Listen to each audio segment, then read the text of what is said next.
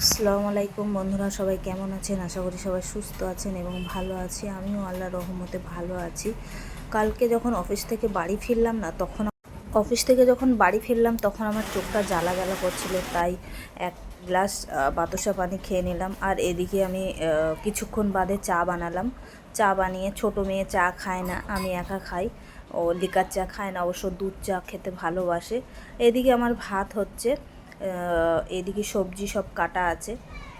Vote দিতে যাব বলে তাড়াহুড়ো করে সব রান্না বান্না সারলাম। বেশি কিছু রান্না করিনি, মাংস দিয়ে ফুলকপি রান্না করলাম আর এদিকে ভাত করলাম, একটাই তরকারি করলাম।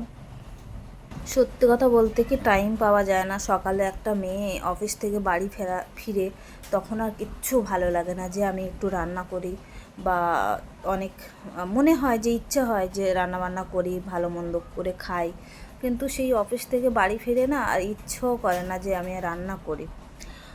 দেখা হবে পরের ভিডিওয়। আল্লাহ হাফেজ। ভালো লাগলে অবশ্যই লাইক করো ভিডিওটাতে।